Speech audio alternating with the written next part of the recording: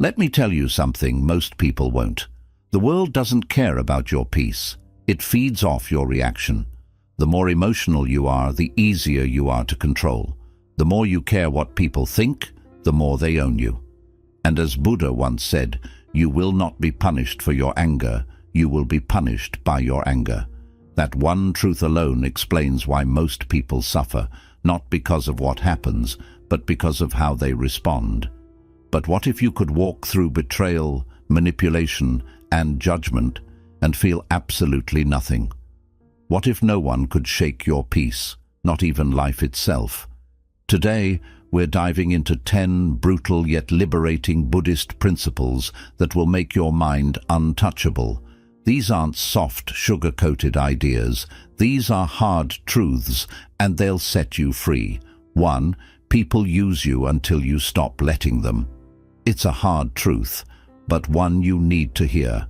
People will continue to take advantage of your kindness for as long as you allow it. The more you give without setting boundaries, the more others begin to expect, and eventually they stop appreciating it.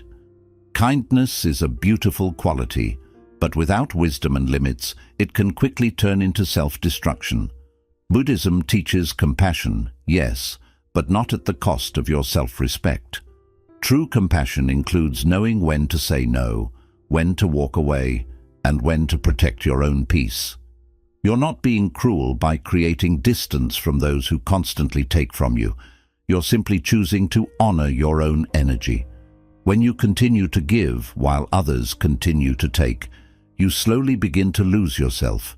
Your kindness becomes a burden, not a blessing. And here's the painful part. People will rarely stop using you out of guilt. They will only stop when you stop allowing it. So draw the line, create space, respect yourself enough to recognize when someone is only around for what you can do for them. You are not here to be everyone's emotional dumping ground or personal problem solver. You are here to grow, to heal, and to protect the light within you. Remember, protecting your energy is not selfish. It's sacred, and no one else is going to do it for you. 2. Your emotions are being used against you. Most people don't realize this, but your emotions are one of the easiest ways for others to control you. The moment someone knows what triggers you, what makes you angry, insecure, jealous, or desperate, they can push those buttons anytime they want.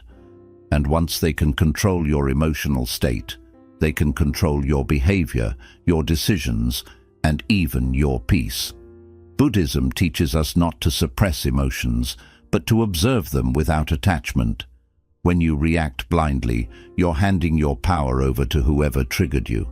Think about it. How many times have you said or done something you later regretted, simply because someone got under your skin? That's not power, that's emotional slavery. The world is full of manipulation, from social media to toxic relationships to environments designed to provoke strong emotional responses. Why? Because emotional people are easier to control. Fear, anger, jealousy, and desperation can cloud your judgment and lead you down a path that isn't even yours. To stay mentally unaffected, you must become emotionally intelligent. You must train yourself to pause before reacting, to sit with your feelings instead of being ruled by them. You can feel anger without lashing out. You can feel fear without running. That's the strength Buddhism builds. Calm in chaos, awareness in emotion. Remember this, the more emotionally reactive you are, the more easily you can be controlled. But when you master your emotions, no one can use them against you. You become unshakable, and that is true mental freedom. 3rd, kindness without power is self-destruction. Kindness is one of the most respected virtues in Buddhism. But kindness without strength becomes a weapon used against you. The world doesn't always reward those who are nice. In fact, it often tests them. If you're constantly kind to others while allowing them to walk all over you, you're not being spiritual. You're being silently destroyed. Buddhism teaches balance. Compassion must be paired with wisdom. Too often, people confuse being kind with being passive, and that's where the suffering begins. You say yes when you want to say no. You keep giving chances to people who don't deserve them. And you smile to keep the peace while dying inside. That's not enlightenment. That's emotional self-betrayal. Here's the truth. Not everyone deserves your kindness. Some people see your gentle nature as an opportunity to manipulate you, to take advantage of you, to use your silence as permission. And unless you learn to balance kindness with boundaries, your good heart becomes a target for those who seek to drain it. Being truly kind doesn't mean you allow people to disrespect you. It means you help where you can, but you also walk away when needed.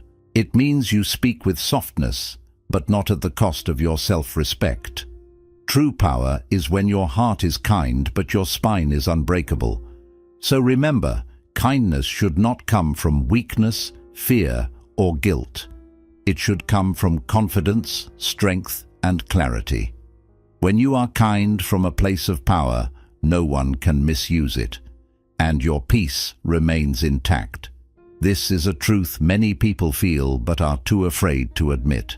Not everyone is happy when you succeed. In fact, some of the people closest to you may secretly wish for your downfall.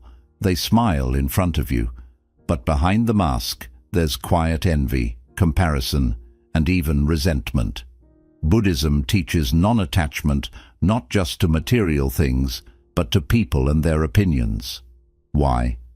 Because human nature, when unchecked, often leans toward jealousy. The moment you begin to rise, emotionally, spiritually, or materially, it shines a light on other people's insecurities. Your growth becomes a silent reminder of where they've remained stuck. And instead of being inspired, many would rather see you pulled back down. This is why the Buddha often spoke about the dangers of surrounding yourself with the wrong people, people whose intentions are not as pure as their words. You don't need loud enemies to fall. Sometimes all it takes is silent ones, disguised as friends, family, or even well-wishers, to plant doubt, to withhold support, to quietly hope you stumble. The lesson? Protect your energy by being selective with who you share your dreams, plans, and progress with. Not everything needs to be announced. Let your growth be private, your peace be sacred, and your progress speak for itself. Understand this. Your success will test people's character more than your failure ever will. And that's okay. You're not here to be liked by everyone. You're here to rise, with or without applause. So walk your path with awareness, not bitterness. And remember, a peaceful mind needs no crowd. It needs clarity, solitude, and a circle that doesn't get smaller when you shine. 5. Not everyone deserves access to you. Your time, your energy, your presence, these are sacred. But the painful truth is that many people treat them like they're disposable. Not because they're evil, but because you've made yourself too available. The more accessible you are to everyone, the more invisible your value becomes. Buddhism teaches mindfulness, not just of your thoughts, but of your space. Who you allow into your life affects your inner peace. Every person carries energy. Some uplift you, others drain you. Some bring calm, others bring chaos. If you're not careful, you'll find yourself mentally exhausted, not because of life, but because of the people you've allowed too close. You are not required to be everything for everyone. You don't owe anyone unlimited access to your emotional energy, your kindness, or your attention. Setting boundaries isn't being rude, it's being wise. Just like a temple is not open 24/7 to every passerby, your mind and soul deserve the same protection. And here's something many struggle to accept. Sometimes you have to distance yourself from people you care about because they no longer align with your peace. You can love someone and still recognize they are not healthy for your mind. Buddhism teaches non-attachment, even to people. It's not about cutting everyone off. It's about choosing who aligns with your growth. So protect your circle. Let your presence be earned, not exploited. You are not an open door. You are a sacred space, and not everyone deserves the key. Most people think comfort equals peace. But in truth, comfort is often the quiet killer of your potential. It feels good. It feels safe. It feels familiar. But that's exactly why it's dangerous. Because what feels easy in the moment often leads to regret later. Buddhism teaches us that everything is impermanent, always changing, always shifting. But when you cling to comfort, you resist that natural flow. You begin to fear change, avoid challenge, and settle for less than you're capable of. Slowly, your dreams shrink, your courage fades, and your spirit dulls. And the worst part? You won't even notice it happening until it's too late. Growth doesn't come from doing what's easy. It comes from discomfort, from showing up even when you're scared, from facing situations that stretch your limits. And that's what the Buddhist path is all about. Stepping beyond the illusions of ease and stepping into awareness. Just like still water becomes stagnant, so does the human soul, when it avoids the unknown. The comfort zone is not your friend. It's your silent prison. It convinces you that safety is more important than purpose, that stability is more valuable than self-discovery. So the next time something feels too comfortable, ask yourself, is this peace? Or is this paralysis? You were not meant to play small. You were meant to evolve. True inner peace doesn't come from avoiding difficulty. It comes from growing through it, not a knife. Rejection hurts. There's no denying that. Whether it's from someone you love, a job you wanted, or a dream that didn't unfold, it can feel like a personal attack, like a knife cutting into your worth. But here's what Buddhism teaches us. Rejection is not here to break you. It's here to reveal you. Every rejection is a mirror. It reflects something back at you. Your attachments, your expectations, your hidden insecurities. The pain you feel isn't just about the rejection itself. It's about what you attached your identity to. You believe that without this person or this opportunity, you were less. And that's where suffering begins. Not from the event, but from how deeply you tied your self-worth to it.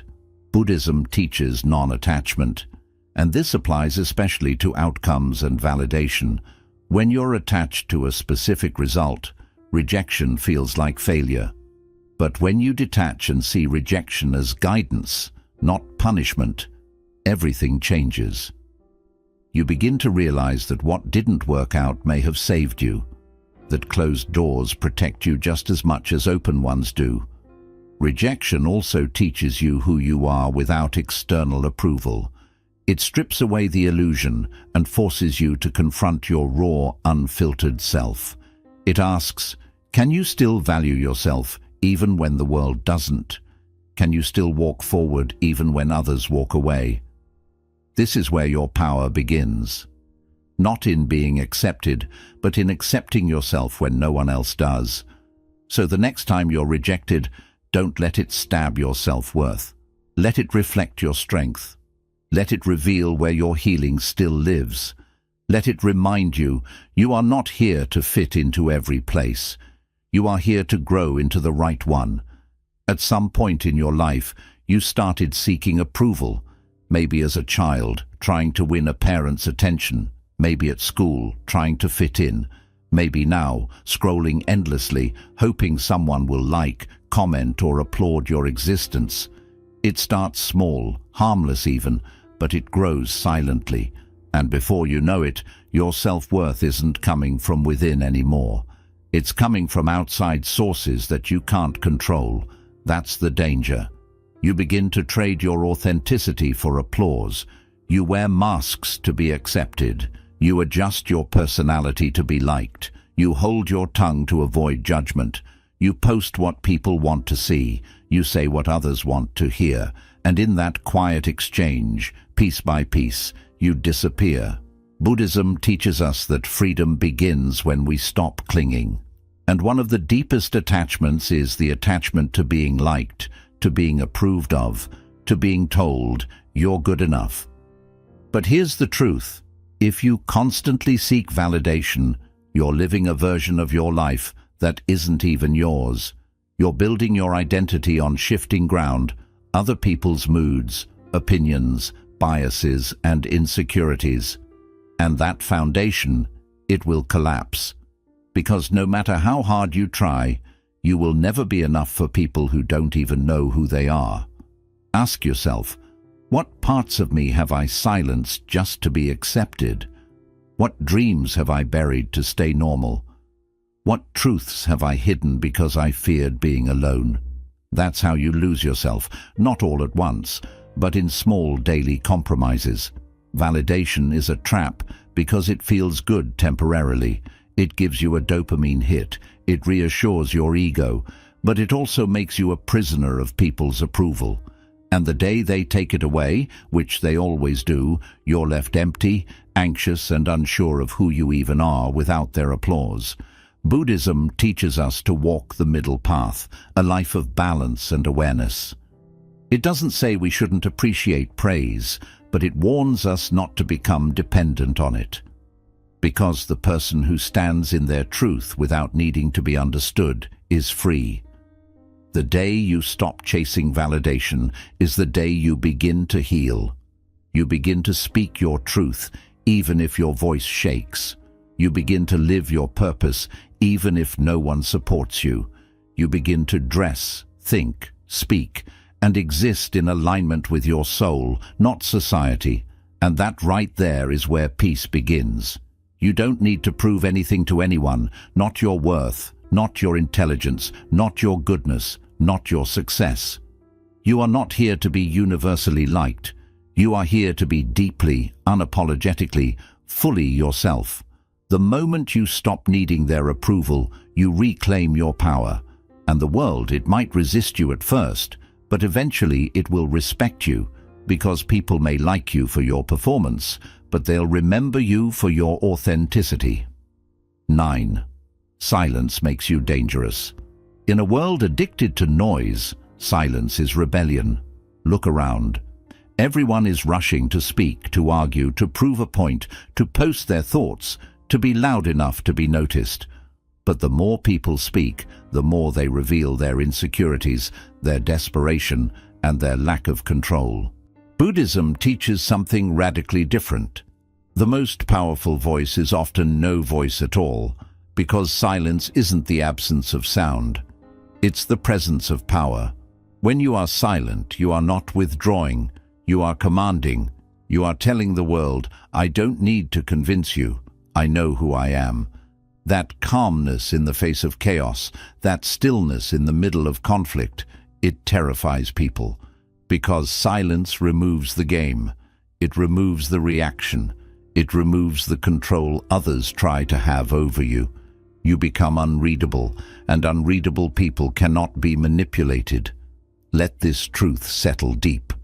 The louder someone is, the more they reveal. They expose their fears, their insecurities, their emotional wounds. But the one who stays quiet, they remain in control. They reveal nothing. And in that nothing, they possess everything. That's why silence is feared. Because it forces people to deal with themselves, with their guilt, with their intentions, with the discomfort of not being able to predict or provoke you. Buddhism teaches us to respond, not react. And sometimes the best response is no response at all. Not because you're weak, but because you've elevated beyond the level of the conversation. You don't argue with fools. You don't correct every lie. You don't chase down every misunderstanding. Why? Because peace is more valuable than proving a point. When you practice silence, you protect your energy, your mind, and your spirit.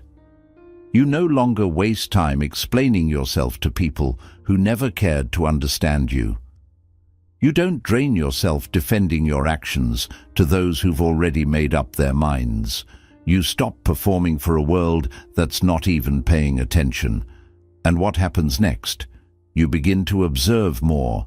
You begin to understand human nature more deeply. You start hearing what's not being said. You see people's motives. You recognize manipulation. You sense dishonesty without a word being spoken. Why? Because silence sharpens intuition. You move differently. You no longer react to petty drama, shallow opinions, or emotional bait. Your presence becomes rare. Your energy becomes untouchable. And your silence, it speaks volumes. It says, I don't need your validation. I am not here to argue. I choose peace over pride. I am listening. I am watching. And I see more than you think. People will begin to wonder, why aren't you reacting? Why aren't you defending yourself? Why does nothing shake you anymore? And the answer is simple. You've mastered the art of detachment. You've learned to protect your inner peace. And you've realized that not every battle deserves your sword. Because sometimes the most powerful thing you can say is nothing at all. So stop speaking to be understood. Stop reacting to be respected. Start choosing silence as your weapon. And watch how the world changes its tone when you no longer play their game. That's not silence from weakness. That's silence from mastery. If there's one truth Buddhism teaches with unwavering clarity, it is this. Clinging is the root of all suffering. Yet, we cling to everything. People, money, titles, identities, dreams, relationships, routines. As if they are permanent fixtures in a world that is always changing. But nothing is truly yours. Not your success. Not your possessions. Not even the people you love. Everything you hold today can disappear tomorrow, and often it does. This isn't meant to be depressing, it's meant to set you free. Because when you truly understand that nothing belongs to you, you stop fighting so hard to keep what was never yours to begin with. You stop breaking down every time life takes a turn. You stop begging for things to stay, and you start flowing with what is. That is detachment. And it's not cold, it's not careless, it's not giving up. Detachment is choosing peace over possession. It's loving without owning. It's working without obsessing. It's living without fearing what might leave. Imagine holding sand in your hand. If you grip it too tightly, it spills through your fingers. But if you hold it gently, it rests peacefully in your palm. That's how life works. The more tightly you try to control things, people, outcomes, situations, the more they slip away. We suffer because we convince ourselves that things are supposed to stay. But the truth, everything in this life is borrowed. Every smile, every sunset, every friend, every joyful moment, all of it is borrowed. The only question is, will you enjoy it while it's here, or will you hurt when it's gone? The Buddha said that attachment isn't the same as love. In fact, real love lives in freedom. When you love someone but insist they stay or change or meet your needs, that isn't love. That's fear pretending to be love. True love says, I care about you, but you are free. I won't tie you down with my expectations. And this isn't just about people. It's about your goals too. You can give your best for your dreams, but don't hold on too tightly. Because when life takes another route, holding on to what could have been only brings pain. You have to be like water, able to bend, to move, to trust. Here's a truth many ignore.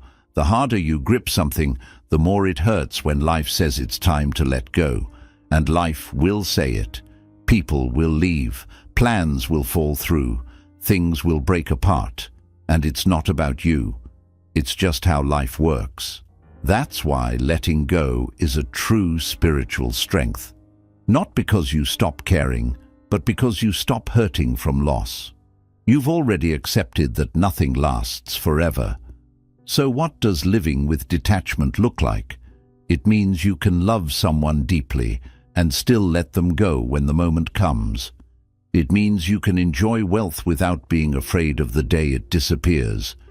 It means you can be proud of your successes, but still feel complete without them. It means you live in this world fully, deeply, and with passion, without letting it own you. And that's the real secret. When you stop clinging, you stop being controlled. You're no longer a prisoner to the things that leave. You stop falling apart when things change. You stop being broken by things beyond your control. You become steady, strong, and calm, not because nothing touches you, but because you've let go of trying to keep what was never yours forever. And in that letting go, you finally breathe. You see the world with fresh eyes, not as something to win or control, but as something to experience, one moment at a time, without fear, without holding on, without pushing back. Because now you understand, everything that enters your life is here to teach you, and everything that leaves is here to free you. So let go like nothing belongs to you, because in truth, nothing does. But inside that emptiness, you'll discover everything. 11. Heal quietly. Not everyone is meant to see your pain. In a world that shares everything out loud, there's something powerful about keeping your struggles silent.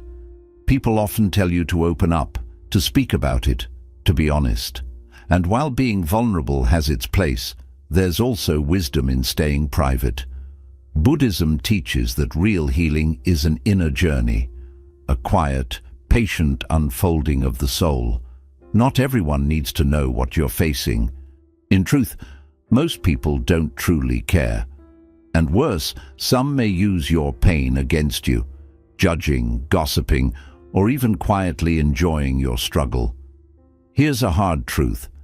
Some people don't listen to help. They listen to feel better about their own lives. When you share your pain with the wrong crowd, you hand them a piece of your story they might twist, mock, or misuse. You give them emotional access they haven't earned, and that can slow down your healing. Not because something's wrong with you, but because the space around you isn't safe. That's why Buddhism values retreat, reflection, and time alone. When you sit with yourself, without noise, without acting, without needing to be seen, you start to hear your own voice.